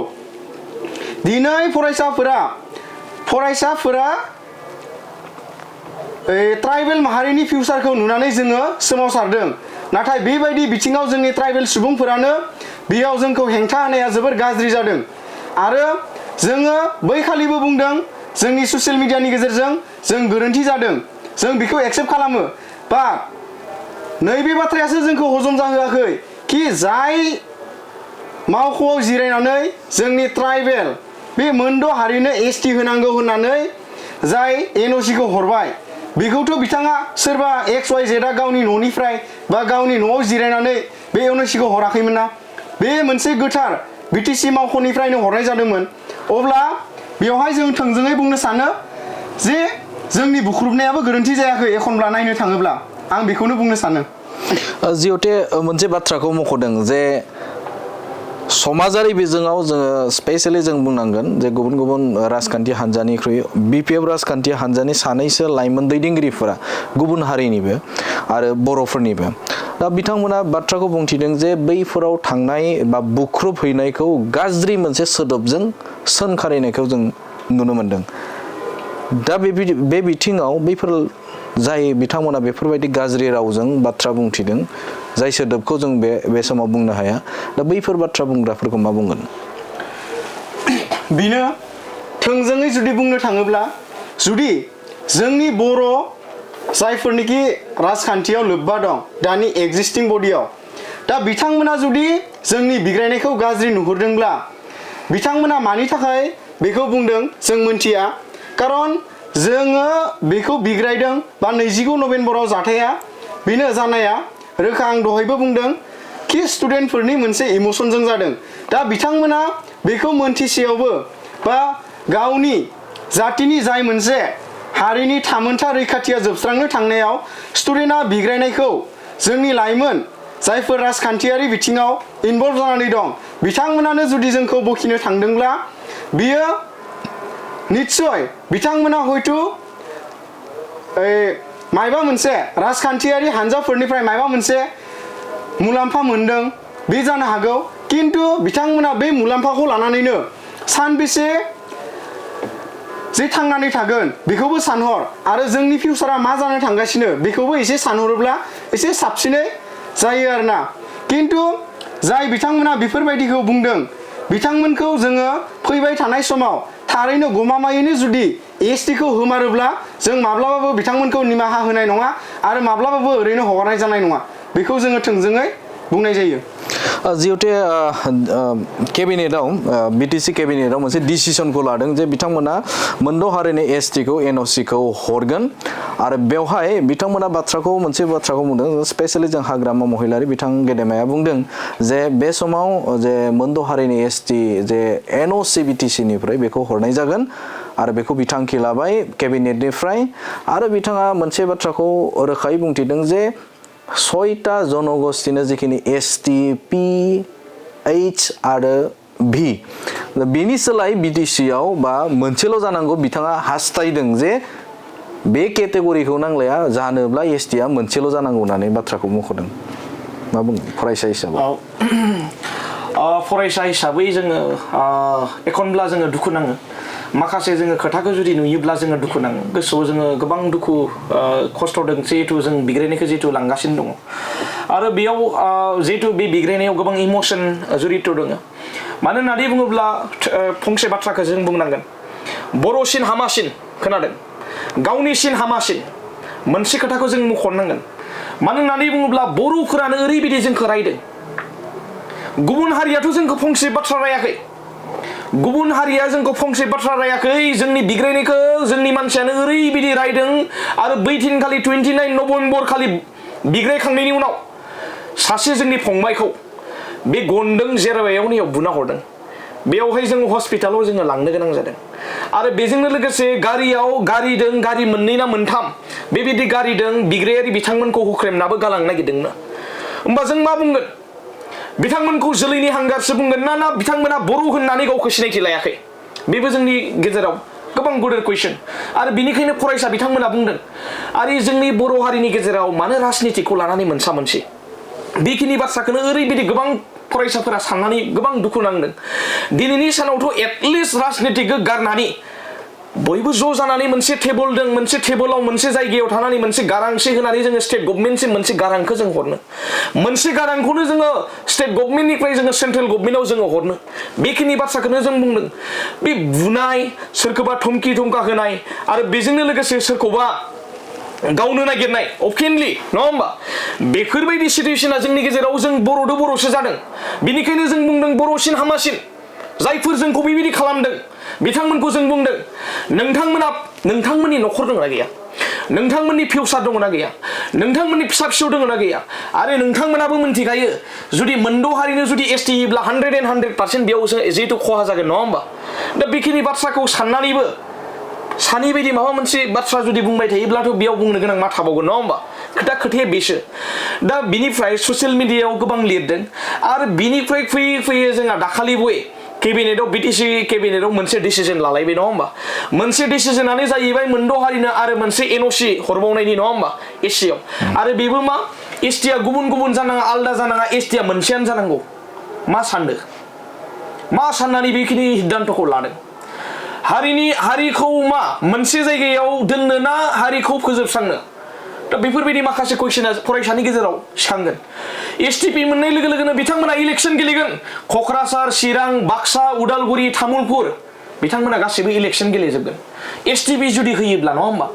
आरो बबेयाव लिरनाय दङ मोनद' हारिया खहा जाया मोनद' हारिनो एसटि होयोब्ला जोंनि एक्जिस्टिं एसटिआ खहा जाया होननानै बबेयाव लिरनाय दङ बेयाव नाय 6 पइन्ट बेयाव नोंथांमोननो खोन्थिगोन 6.5 आव रोखा लिरनाय दङ implication four central government reservation होननानै बुंदों बेयाव सेन्ट्रेल गभर्नमेन्टआव जि सेन्ट्रेल लेभेलाव एसटिपि एसटिपि एसटि बेबायदि हिल्स बेबायदि जेबो मेनसन खालामनाय गैया रिजार्भेशना समान जायो नङा होमबा बेयावहाय समान जायो 6.6 आव जिहेतु मेनसन खालामदों बेयाव मेनसन खालामदों इनक्लुसन अफ मरान मट'गेन कच राजबंशी गवालपारा इन एसटि प्लेन STP बेयाव होनांगोन स्पेशली बेयाव लिरदों कच Rajbanshi of the undivided Gwalpara district provided an NOC is issued by BTC in respect of the BTC part of the undivided Gwalpara district माबायदि फर्मुला दं बेयाव लिरदों मा जों मिन्थिया नामा बेखौ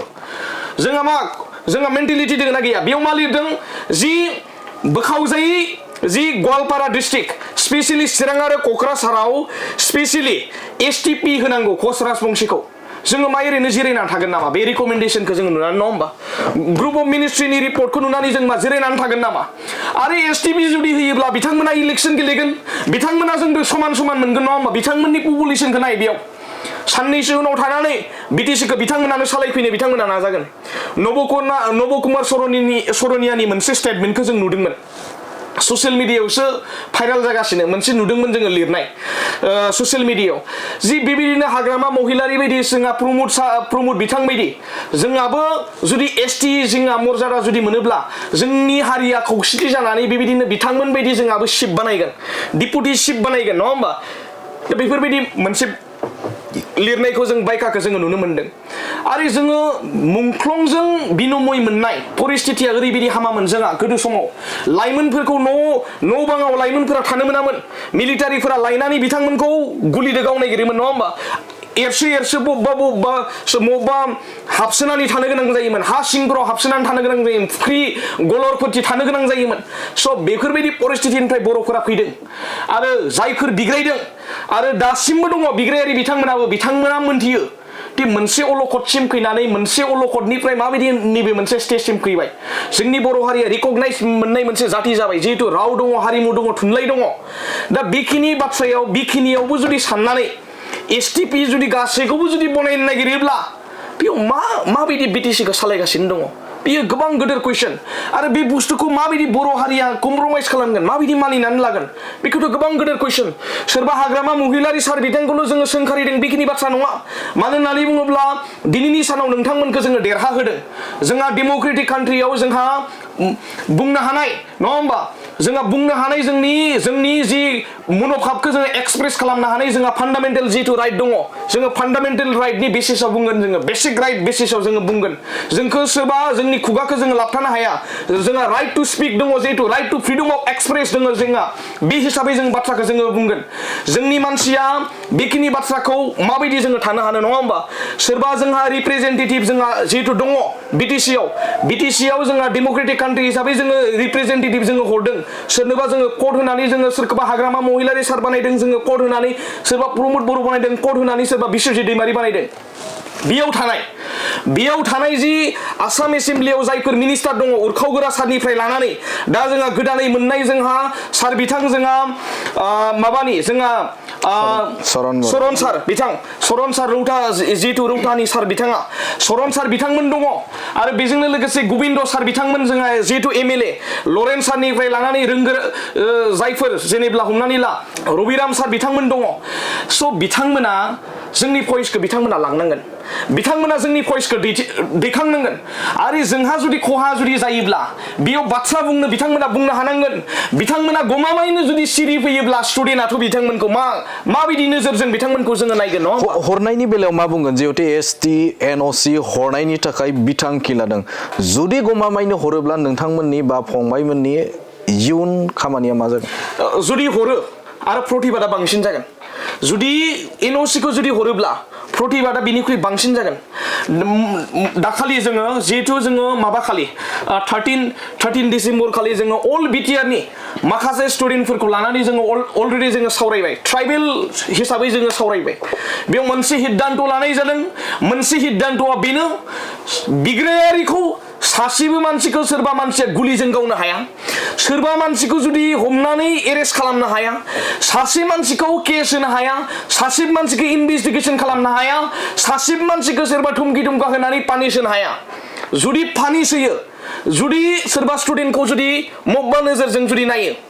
बेयाव हाजार स्टुडेन्टआ आं बुंलायनो नाङा हाजार स्टुडेन्टआ जानजि खाफ्रानानै दङ ट्राइबेल स्टुडेन्टफोरा जानजि खाफ्रानानै दङ बिनि प्रतिबादखौ नायदो नोंथांमोना नुगोन दाखालिनिया जास्ट मोनसे पिसफुल मोनसे प्रटेक्शनमोन 3000 4000 स्टुडेन्ट फैदों नोंथांमोना नाय साननैसोनि उनाव मोनसे गेदारिं जानो थांगासिनो दं रेलि जानो थांगासिनो दङ हाजार ट्राइबेल स्टुडेन्टखौ नोंथांमोना नुगोन आरो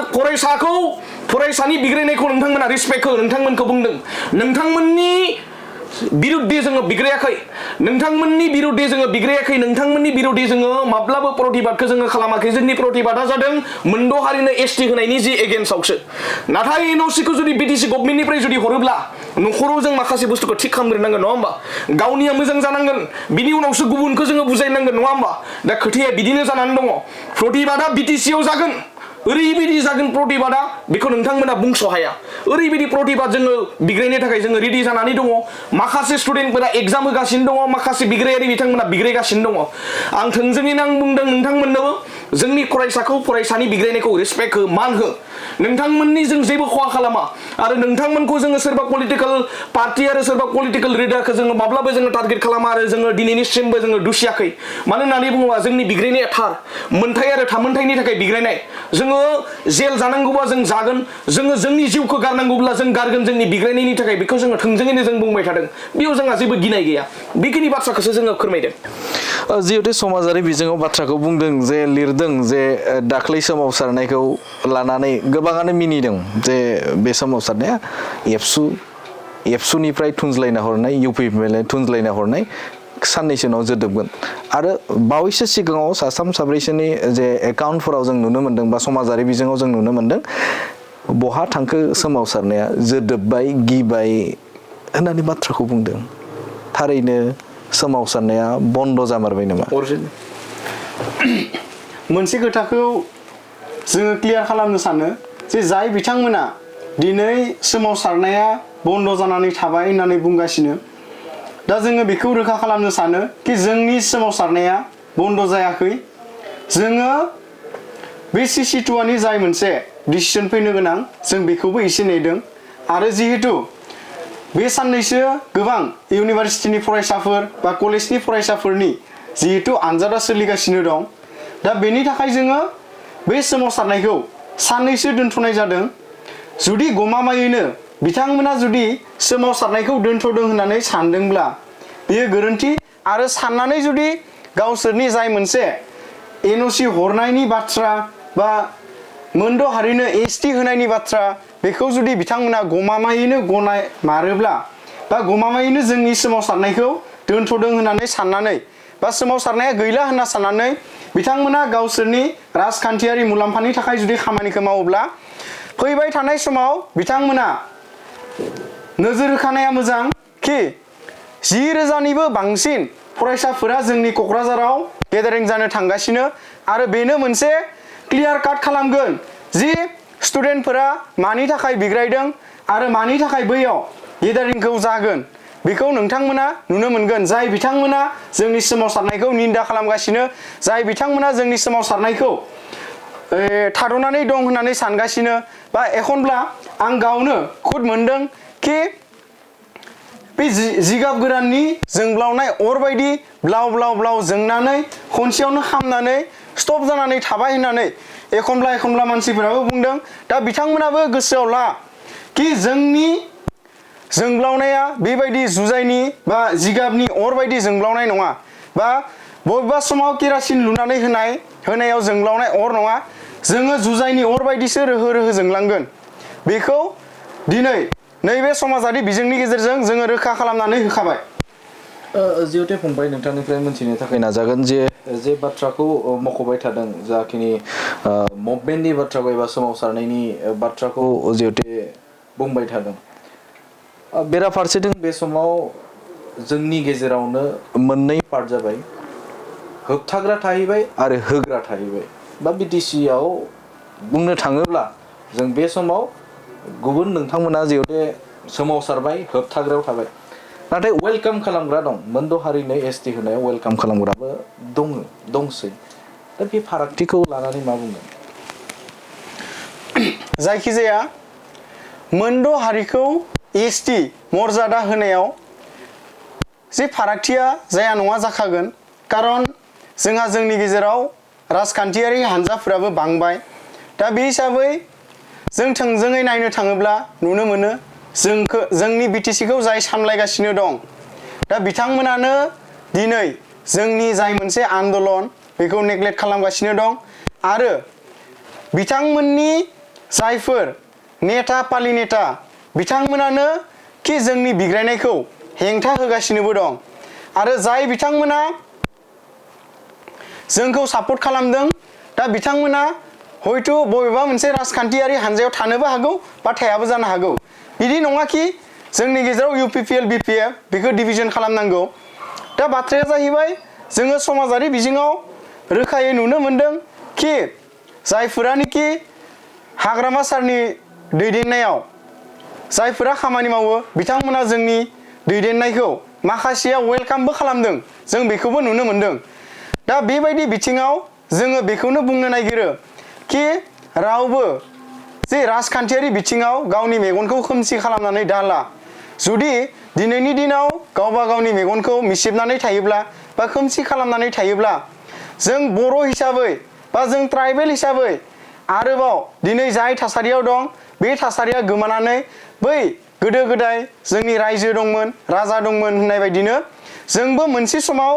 बा जों नङाब्लाबो जोंनि इयुन जेनेरेशना बेखौ बुंनांगोन कि जोंबो मोनसे समाव ट्राइबेलमोन जोंहाबो BTC दंमोन जोंहाबो BTR दंमोन दा बियो बिदि जानायनि थाखाय जोंहा गोमालांबाय बे बाथ्राखौ साननो नांगोन बेनि थाखायनो जों स्ट्रंलि बुंगोन बेयाव जेबो राजखान्थियारि मुलाम्फाखौ साननो नाङा खारन जिहेतु जोंनि हारिया मोनसे अलखदाव गोग्लैनो थांगासिनो बेवहाय सोरबा राजखान्थि दैदेनगिरियाबो बाथ्रा बुंनो नांगोन खारन राजखान्थि दैदेनगिरिखौ जायफोरनिखि गामि ओनसोलाव थायो बा जायफोरनिखि सरासनस्रा सुबुं बिथांमोनानो बिथांमोनखौ सामलायनो थाखायसो दैथायनानै हरनाय जायो मोनसे जेनेरेल इलेक्शननि गेजेरजों दा बिथांमोना बेखौ सानफ्रोमबो गोसोआव लानानै खामानि मावनांगोन दिनै बिथांमोना जुदि गावबा गावनि राजखान्थिखौ जुदि राजखान्थि मुलाम्फानि थाखाय जुदि खामानि मावोब्ला फैबाय थानाय समाव साननानै नाय मोनद' हारिया जुदि ST मोनोब्ला बिथांमोना जोंनि BTC दरबारखौबो सामलायनो थांगासिनो दं अब्लानिया दिनै सोरबा प्रमोद सार बा सोरबा हाग्रामा सार बिथांमोना फैबाय थानाय समाव जोंनि BTC खुंथायखौ खुंनो मोनगोन ना मोना बिथांमोना बेखौबो एसे साननानै माखासे बाथ्राखौ बुङोब्ला साबसिन जायो जोंनि फरायसाफोरा ओरैनो बिग्रायाखै दा फारफ्रोमबो बिथिंखौ नायनानैसो जोङो बिग्रायखांदों दा बेवहाय जेबो गोनो गोथो जानो गोनां गैया रायजो राजा बिथांमोना आरो जेबो जे सापर्ट खालामनाय सापर्ट खालामि बेयो जानो नाङा जोंनि बायदिब्ला खारन बयबो जोंनि बिग्रायनायखौ वेलकाम खालामनांगौ आरो सापर्ट खालामनांगौ जों बेखौनो बुंनो थाङो स्ल'गाना मा दंमोन नोंसिना जेब्ला सोमावसारदोंमोन गिबि सोमावसारदों बै सोमावसारनायनिफ्राय लानानै स्ल'गाना मामोन स्ल'गान हिसाबै नायोब्ला जोंहा जिहेतु जोङो CC2नि आन्दारावनो जोंनि सोमावसारनायखौ दैदेनदों दा बे हिसाबै CC2आ लं लिभआ दंमोन बेनिफ्राय ट्राइबेल इउनिटि लं लिभ बे मोनसे दं ट्राइबेल स्टुडेन्ट लं लिभ बेबो दं आरो जायफोरनिखि जोंनि सोमावसारनायाव ट्राइबेल फरायसा आफादफोर दंमोन बै आफादफोरनि मुङाबो स्ल'गानाव दंमोन लोगोसे मोनफ्रोमबो ट्राइबेल हारिनि जेरैबायदि जों बर' हिसाबै जै बर' हारिनि होननाय मोनसे स्ल'गान दं थिग बेबायदिनो राभाफोरनिबो जै राभा हारिनि बैफोरबायदि स्ल'गान दं बेजोंनो लोगोसे मोनफ्रोमबो पलिटिकेल हान्जानि दैदेनगिरिफोरखौ जोङो मुर्दाबादबो होदों गो बेकबो होदों बबेबा मोनसे नङा मोनफ्रोमबो पलिटिकेल पार्टिखौ जोङो गो बेकबो होननानै बुंदों आरो जों मोनफ्रोमबो पलिटिकेल पार्टिखौ दुसिनायनि कारना बेनो जे जोंनि जाय मोनसे ST होनो थांनाय बेनि सायाव बिथांमोना जेबो बाथ्रा बुङाखैमोन बै समाव जायनि थाखाय जोङो बे थिरांथाखौ लानो गोनां जादों कि BJPआबो बुङो कि जोंनि गेजेराव BJPआव सासे आसाम एसेम्ब्लियाव स्पिकार दं बिथां बिश्वजित दैमारी सार बिथाङाबो जिहेतु बर'फोरानो बिथांखौ भट होनानै देरहाहोदों आरो आसामनि सासे स्पिकार जाहोदों दा बे हिसाबै सार बिथाङाबो जेबो बाथ्रा बुङाखै बेनि उनाव बारग' जोंनि BTCनि चिफ प्रमोद सार बिथांमोनाबो जिहेतु BTCखौ 5 बोसोर सामलायबाय दा बिथांमोननियावबो माखासे साननाय हनायफोरा दं थेवब्लाबो बिथांमोना गावसोरनि राजखान्थिखौ नायनानै एसे सिरि थानायखौ नुनो मोनदोंमोन दा बे हिसाबै बिथांमोनखौबो जों बुंदों बेनिफ्राय एक्जिस्टिं जायनिखि हाग्रामा महिलारि सार बिथांखौबो जोङो बुंदों जिहेतु गाव सासनाव थानानैबो NOC हरनायनि बाथ्राखौ बिथाङा बुङो बा फरायसाफोरनि बिग्रायखांनायखौ नेग्लेक्ट खालामो दा बेनि थाखाय जोङो माखासे राजखान्थियारि हान्जाफोरखौ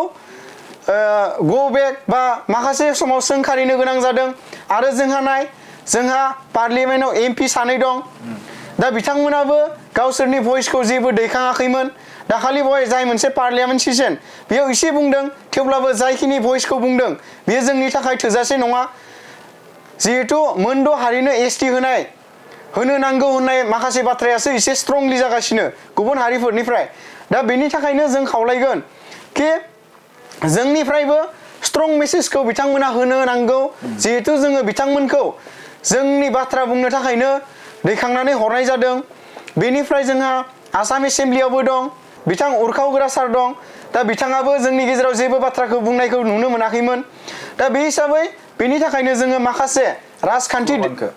स्ल'गानखौ लानो गोनां जादों स्ल'गानखौ लानो गोनां जादों आरो माखासे पलिटिकेल हानजाखौ गो बेक होनो गोनां जादों बा मुर्दाबाद होनो गोनां जादों बेयाव सोरबा UPPL खौल' बुङाखै सोरबा BPF खौल' बुङाखै सोरबा BJP खौल' बुङाखै दा जोङो समाजारि बिथिङाव मोनसे खोथाखौबो जों नुनो मोनदों कि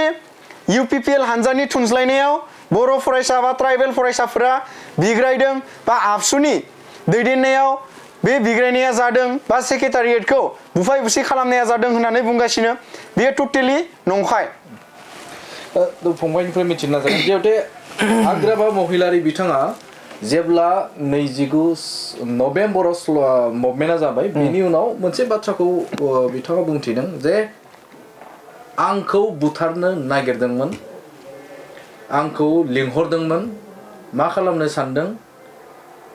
आंखौ हागोन नामा होननानै मोनसे स्टेटमेन्ट प्रेसमेन्ट उनाव होनायखौ नुनो मोनदों थारैनो हाग्रामा महिलारिखौ नोंथांमोना जिउ फोजोबनो थाखाय थांखि लादोंमोन नामा बैखालि बे मोनसे खोथाखौ आं बुंगोन आं गिबियावनो बुंदों हाग्रामा सार हिसाबै मोनसे बर' हारिनि थाखाय सारनि जारिमिनाबो थागोन जिहेतु नङा होमबा हाग्रामा सारनि जारिमिनखौबो जों बर' हारियाव सेबखांनानै दोननांगोन बेखौ जोङो मानियो मानो होननानै बुङोब्ला बिथाङाबो सासे बिग्रायारिमोन नङा होमबा बिग्रायारिजों फैयै बिथाङा नैबे मोनसे लेभेलसिम बिथाङा मोनफैबाय आरो बर' हारिखौ लाना फैबाय बिथांनिबो गोबां अबदान दङ माबा मोनसे जि सार बिथाङा हाग्रामा सार बिथाङा जि स्टेटमेन्ट होदों बुथारनो मानो मोनसे भइसआ बेयाव सिखांदोंमोन माखासे डाउट जानो हागौ सोरबाफोर वी वान हाग्रामा नङा होमबा वी वान हाग्रामा होननाय मोनसे बाथ्राया बेयाव सिखांदोंमोन दा बे बेलायाव आं थोंजोङैनो आंनिफ्राय बुंगोन फरायसा हिसाबै जोङो सोरखौबा दिनैसिमबो बिग्रायनाया जिहेतु जाबाय थादों सोरखौबा जोङो आखाइबो जों होआखै सासे जोङो कमन पार्सन सोरबा कमन जोङो सुबुंखौबो जोङो आखाइ होआखै आरो आखाइ होनोबो बेयाव जोंहा राइट गैया जिहेतु जोंनि बेयो डेम'क्रेटिकेलि मोनसे बिग्रायनाय जोंनि मोनथायनि थाखाय बिग्रायनाय थामोनथानि थाखाय जिहेतु बिग्रायनाय बेयाव जोङो हाग्रामा सारखौ बुनो ना सोरबा हाग्रामा सारखौ जोङो बुथारनो बेयाव जेबो कुइसन जानो नाङा आरो जेबो बेयाव बेबायदि खोथायानो ओंखारनाङा मानो होननानै बुङोब्ला बै दिनखालि सावरायनो थाखाय नागिरदोंमोन वी वान हाग्रामा जिहेतु जोंनि मेम'रेन्डामखौ जों जिहेतु होगोन नङा होमबा हाग्रामा सार बिथांनो जोङो मेम'रेन्डामखौ जिहेतु होनो फैदोंमोन वी वान हाग्रामा सार बिथाङा बबेयाव दोङो बे दिनखालि बेयाव जिहेतु नागिरनाय जादोंमोन हाग्रामा सारखौ नागिरनानै बुनाय हाग्रामा सारखौ नागिरनानै बुथारनाय बेखिनि बाथ्राया खुनु दिन जोंनि गेजेराव फैनाङा मानो होननानै बुङोब्ला हाग्रामा सारखौबो जोङो रिसपेक्ट खालामो मानो होननानै बुङोब्ला बिथाङा बानायाखै नङा बानायदों गोबां बिटिसिखौ बिथाङा उन्नति खालामदों बर' जातिखौ बिथाङा मोनसे लेभेलसिम बिथाङाबो लाना फैनायाव बिथांनि आखाइ दङ नाथाय दुखु मोननाया बेनो जि मोनद' हारिनो एसटि होनायाव सार बिथाङा अपेनलि फैनानै बुंगासिनो दङ नङा होमबा इलेक्सन केम्पेनिंफोराव बुंगासिनो दङ जि माथि पाट्टा लागे ना एसटि लागे नङा होमबा बेफोरबायदि रावाथ' फैनाङा नङा होमबा इलेक्सन माबा मोनसे एजेन्डा जानो हागौ माबा मोनसे इलेक्शन माबा मोनसे पार्पस जानो हागौ खिन्थु टटेलि जुदि बेखिनिया जुदि रुपायन जुदि जायोब्ला फिउचारखौबोथ' नायनांगोन ना नङा होमबा सार बिथाङा जोंनिख्रुइ गोबां मेचुर गोबां बिथाङा मेन्टेलिटि गोनां नङा होमबा बिथाङा साननो हनो गोनां मानो होननानै बुङोबा बिथाङा राजनितिक भाबै 17 इयार्स बिथाङा सालायबाय बिनि उनाव नै 2025आव बिथाङा फिन खेबसेबाव बुथारनो नागिरनाय बे वी वान हाग्रामा बुंनायनि आन्दोआव जे बेखौ जिउ फोजोबनाय माबा मोनसे बिदि बायदि गैया बेबायदि जेबो गैया आं थोंजोङैनो आं बुंबाय बिदि जेबो गैया दैदेनगिरिखौ माबायदि जाजानो लुबैदों नोंथांमोना जाखिनि राजखान्थि दैदेनगिरिफोर दङ आथिखालाव दङ आसाम आयेन आफादाव दङ बिटिसिआव खुंथाय गोहोआव दङ पार्लियामेन्ट दं रायजो सभायाव दं दैदेनगिरि आसाम आयेन आफादाव बुंथिगिरि बिथांमोन दङ दा बैफोर दैदेनगिरिफोरखौ मा जाजानो लुबैदों फरायसाफोरा थारैनो सोंलुआ जोबोर ओंथि गोनां दा जिहेतु जोङो ट्राइबेल फरायसा बा बर' फरायसा हिसाबै जों बेखौनो लुगैयो कि जिहेतु जोङो बर' हारि हिसाबै संग्राम खालामनानैनो BSc दाबाय बिनि उनाव BTC खौ दाबाय बिनि उनाव BTR खौ जोङो मोनबाय आरो बियो गुबैयै जोंनि बर' हारिनि थामोनथा आरो मोनथायखौ रैखाथि होनो थाखायनो जोङो सोमावसारदों आरो माखासे समाव बैफोरबायदि एखनब्ला एकर्डफोरखौ खालामबोनो गोनां जादों नाथाय जोंनि मेन थांखिया जाहैबाय डिवाइड आसाम 50-50 नङा होमब्ला जों बेखौ बयबो मिन्थिगौ नाथाय माखासे बुस्थुखौ जोङो स्ट्रेटेजिकलि डेभलपमेन्ट खालामनो थाखाय माखासे समाव जोङो बैफोरबायदि एकर्डखौ फिसा एकर्डखौ खालामनो गोनां जादों आरो जाय एकर्डनि दारै जोंहा गोबां जोंनि BTC हालामा एसेब्लाबो डेभलपमेन्टआव फैदों आरो जोङो आसा दं कि फैबाय थानाय समाव बेफोरबायदि फिसा एकर्डनि दारैनो मोनसे समाव BTCआ मोजाङैनो जौगागोन आरो सानसे नङा सानसे बड'लेण्डनि सिमाङा फुलफिल जागोन होननानै दा खोथाया जाहैबाय जों एज ए स्टुडेन्ट हिसाबै जिहेतु जोंनि BTCखौ गोबां बर'फोरानो आन्दलन खालामनानै सोरजिबाय आरो जोङो बर'निनो माखासे जोंनि रिजनेल लेभेलावबो जोंनि बर'फोरानो खुङो बा जोंनि स्टेट लेभेलाव जोङो MLA फाथायहरो जोंनि सेन्ट्रेल लेभेलाव सोरखौबा बर'खौनो MP खालामहरो दा मानि थाखाय खालामहरो जों बयबो मिन्थिगौ कि जोंनि हारिनि अलखद समाव जोंनि हारिनि नांगौ समाव बाथ्रा बुंनो थाखाय जोङो बिथांमोनखौ राजखान्थि बिथिङाव गाखोहोदों बा राजखान्थि बिथिङाव लाबोदों जिहेतु बिथांमोना गोबाव सम संग्राम खालामनायनि गेजेरजों गोबां एक्सपिरियेन्सआ दं सारमोन बिथांमोननियाव दा बिथांमोना दिनै जे ST होयोब्ला जे थाखानाय ST आदि खहा जाखागोन बेनि अनगायैबो बर' हारियाबो खहा जागोन बे खोथाखौ बिथांमोना साननानै माखासे बाथ्राखौ बिथांमोनखौ बुंजानो जोङो लुगैयो एज ए फरायसा हिसाबै नाथाय बिथांमोना बुङो कि समाजारि बिथिङाव जे मोनद' हारिनो ST होनायाव जोंहा जेबो अबजेक्सन गैया किन्तु थाखानाय ST खौ जेबो खहा खालामनो मोननाय नङा दा जोङो बोरै थाखानाय ST खौ खहा खालामालासिनो ST होगोन दा सोंलुआ जोंहा बेयावसो जे जोङो ट्राइबेल स्टुडेन्ट हिसाबै सोंलुआ बेनो थाखानाय ST खौ बोरै खहा खालामालासिनो बिथांमोना मोनद' हारिनो ST होनो सानखो दा बिथांमोना समाजारि बिथिङाव फैनानै बे बाथ्राखौ क्लियार काट खालामनानै होनांगौ जोंनो दा जोंखौ जों स्टुडेन्ट बिग्रायारि बिथांमोना जुदि कनफिउसाव दोनबाय थायोब्ला बिग्रायनायाथ' जाखागोन आरोबाव दा जेरै बिग्रायदों बेनि साय स्ट्रंसिन बिग्रायनाया जागोन बेनि थाखायनो बिथांमोना जायफोर राजखान्थि बिथिङाव दं बिथांमोना जोंनो क्लियार काट खालामनांगौ कि थाखानाय ST खौ बोरै खहा खालामालासिनो बिथांमोना मोनद' हारिनो ST होनो नागिरदों बेखौ बिथांमोना क्लियार खालामनांगौ आरो जुदि बिथांमोना क्लियार खालामनो हाया अब्ला बिथांमोननियाव जों सानगोन कि ST नि थै गैया बर' हारिनि थै गैया होननानै जोङो बिथांमोनखौ साननानै लागोन खारन बिथांमोना जुदि ST नि थै थानायब्ला बर' हारिनि थै थानायब्ला बिथांमोना दिनैनि दिनाव मोनद' हारिनो ST हो आरो बिथांमोननो ST होनायाव जोंहा खहा जानाय नङा होननानै बिथांमोना बुंनाय नङामोन दा स्टुडेन्ट हिसाबै जों बेखौनो लुगैयो जे जोंनि हारिनि थामोनथा आरो रैखाथिनि थाखाय बिथांमोना गोजौ लेभेलाव बाथ्रा बुंनांगौ बेखौनो जोङो रोखायै लुगैयो मोनसे नुनो मोनदों बांलादेश आरो नेपालनि मोनसे केस जिहेतु GNZ नि मोनसे बाथ्रा BTC आवबो नोंथांमोना बा फरायसाफोरा बेफोरबायदि लाबोनायनि थाखाय सिन्ता सरसा खालामदों होननानै गोबाङानो बाथ्राखौ बुंदों नाजादों नामा नाय दा हमनानै ला मोनसे बाथ्राया कुइसन जागोन बिथांमोननियाव कुइसन जागोन बेखौ जोङो जेबो साना नाथाय बेबायदि जोंनियाव जेबो आदर्श गैया बेबायदि जेनेबा जे बेबायदि जे प्रतिबाद खालामनांगौ बेबायदि जोंहा जेबो आदर्श गैया नाथाय जुदि माबा मोनसे जुदि गोरोन्थिखौ जुदि मावोब्ला रावबो जुदि ओंखाराबाथ' निस्सय फरायसाफोर आरो लाइमोनफोरानो ओंखारनानै प्रतिबादखौ खालामनांगोन जोङो बुंदों जोंनियावबो जेमानखिनि जायफोर जि ST नि जि सापर्टआव बाथ्रा बुंगासिनो दङ बिथांमोनखौ जों गोलाव लिस्ट जों बनायनानै दोनदों थोंजोङैनो आं फोरमायहरबाय नोंथांमोना जायफोर जोंखौ रायदों जायफोर जोंनि एसटि होनायाव जायफोर बिथांमोननि एसटि होनायाव सापर्टिभलि नोंथांमोना जुदि बाथ्रा बुंगासिनो दङ नोंथांमोननि लिस्टखौ जों बानायनानै जों दोनखादों आरो नोंथांमोना टेनसन खालामनाङा नोंथांमोननि लिस्टआ अलरेडि दङ आरो जोंखौ जेसेबांखि धमकि होगोन जेसेबांखि जोंनि बिग्रायनायखौ बुंगोन नोंथांमोननिबो लिस्टखौ जों बानायनानै दोनखादों लिस्टखौ बेनि थाखायनो जोङो बानायदों दि एसटि होखांनायनि उनाव एसटि जाखांनायनि उनाव बर' हारिनि गेजेराव गोसोम जोमैया जुदि साग्लोबोबा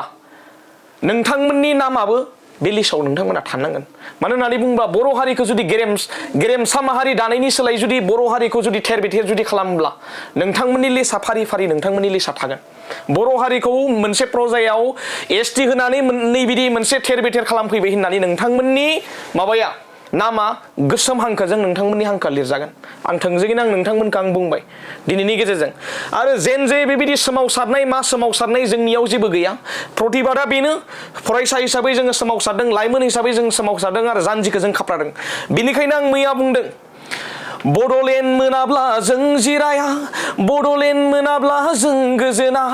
बेखिनि बाथ्राखौ आं मैया बुंदों जुदि मोनद' हारिनो गमामायैनो जुदि पलिटिकेल पारपस जुदि एसटि जुदि होयोब्ला फरायसाफोरा कमप्रमाइज गैला बड'लेण्ड बिनो जोङो जानजि खाफ्रानानै दङ जों थांगोन मा लेभेलसिम बिनांगौ एक्सट्रिम लेभेलसिम जों बिग्रायहैगोन आरो एक्सट्रिम लेभेलनि सिमाङानो जादों बर' हारिनि आलादा बड'लेण्ड रायजो आरो बेखौ जोङो बुंनांगोन जि बड'फाया जेब्ला बिग्रायदोंमोन डिभाइड आसाम 50-50 बर' हारिनि जि बड'लेण्ड जि बर' हारिनि जि बर' हारिखौ बड'लेण्ड दानानै बर' हारिखौ गेरेमसा बर' माहारि दानो जाय बे गेरेमसा बर' माहारियाव बर' हारिया गावखौ सिनायथि हागोन गावखौ इन्टारनेशनेल नेशनेल लेभेलाव सासे राफोद बर' हिसाबै बुंना लानो मोन्थायखौ जायखौ मोनगोन दा बेबायदि गेरेमसा बर' माहारि जोंनि गेजेराव बड'फाया दालांनो नागिरदोंमोन आरो बेबायदियाव जुदि नैबे मोनसे स्टेजसिम मोनफैनायाव जुदि जेन जे माबा माबि सोमावसारनानै जोंनि बे सोमावसारनायखौ जुदि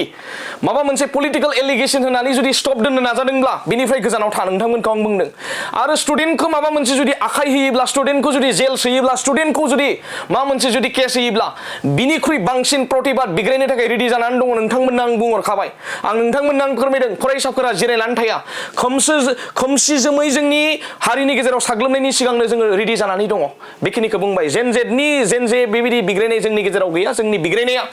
ट्राइबेल हिसाबै लाइमोनफोरा ओंखारदों आरो बिग्रायगोन बेनो नंगौ फंबायमोननिफ्राय गोबां बाथ्राखौनो मोनथिनो मोनबाय थारैनो बुंनांगोन जे दिनैनि फरायसाया जोबोदनो सांग्रां आरो बे सांग्रांथि महरै बे समाव फंबायमोना जिखिनि इउनिभार्सिटिनिफ्राय लानानै कलेजनिफ्राय लानानै ट्राइबेल फरायसाफोरा दिनै जोबोद सांग्रां जादों आरो सांग्रां जानानै मोनसे मेसेजखौ होदों रायजो राजाफोरनि गेजेराव जे मोनद' हारिनो जुदि एसटि गमामायैनो जुदि होबारोब्ला बे समाव सोमावसारनाया गोख्रोंनिफ्राय गोख्रोंसिन जागोन बे मेसेजखौ होदों आरो बिथांमोननिफ्राय रोखा बाथ्राखौ मोनथिनो मोनदों जे बावैसो सान सिगाङाव जि मोनसे 29 नभेम्बराव जानाय जाथाय बे जाथायाव UPPL एबा एबसु गुबुन राजखान्थि हान्जानि बेवहाय लोब्बा गैया बे बाथ्राखौ रोखायै बाथ्राखौ फोरमायथिदों हाग्रामा महिलारिनि जे NOC होनाय बे NOC होनो थाखाय थिरांथा लानाय बे थिरांथानि सायाव गोनां बाथ्रा एबा बे समाव बिथांमोना जे नाकस खालामनाय एबा बेखौ रिजेक्ट खालामनाय बाथ्राखौबो फोरमायथिदों फैबाय थानाय समाव जे गोख्रों भाबै सोमावसारलांनाय बाथ्राखौबो मख'नायखौ नुनो मोनदों दिनैनि जे फरायसाफोरजों लानानै